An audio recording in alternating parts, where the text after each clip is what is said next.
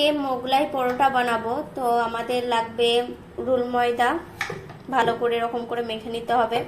আমি মেখে 2 ঘন্টা রেখেছিলাম। দেন লাগবে আন্ডা, তোমরা একটা দিতেও পারো আবার 2টো দিতেও পারো। লঙ্কা লাগবে, হাঁটা সরো। পেঁয়াজ লাগবে, ধনেপাতা তোমাদের চয়েস দিতে পারো, আর গাজর দিতে হবে। ঠিক আছে, এরকম ছোট ছোট করে কেটে নিতে হবে।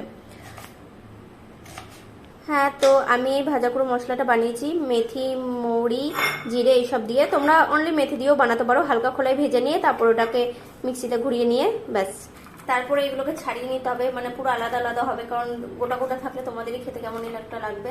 এরকম ভাবে ছাড়িয়ে নিলে তোমাদের সুবিধা। এরপরে আমরা পরিমাণ মতন লবণ দিয়ে নেব।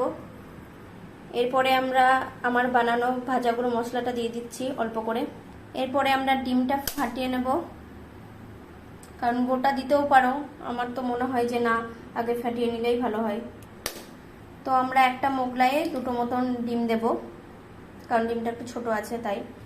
ডিমটাকে এরকম করে ফুটে নিতে হবে। দেখো খুব সুন্দর করে আমরা গোল করে বেলে নিয়েছি। এরপরে আমরা দিয়ে দিলাম, এরপরে আমরা এইগুলো দিয়ে দিলাম। এরপর আমরা ডিমটা দিয়ে দেব। এরপর আমরা একটু তেল দিয়ে দিচ্ছি। তারপর ঠিক 3 কোনা ভাবে মুড়ে নিতে হবে, আর তেলে আস্তে আস্তে ভাজতে হবে আর সেকতেও হবে। এবার এটা উল্টে নেব।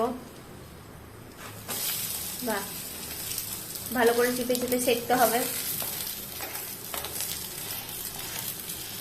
ঠিক এরকম ভাবে চিপতে থাকবে, চিপে চিপে তোমার সেকবে। কি বলতো, বাজারের মোগলাইগুলো মানে প্রচন্ড তেল তেলে থাকে আর ভালোও লাগে না, তো নিজে নিজেই আমরা বানাই।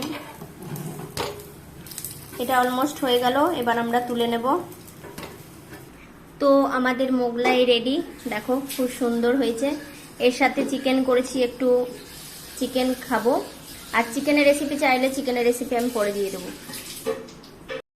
তো মোগলাইটা তো করা দেখালাম, চিকেন, পেঁয়াজ, লঙ্কা। তো চিকেনের রেসিপি আমি পরে দিয়ে দেবো। দেখো কি সুন্দর হয়েছে।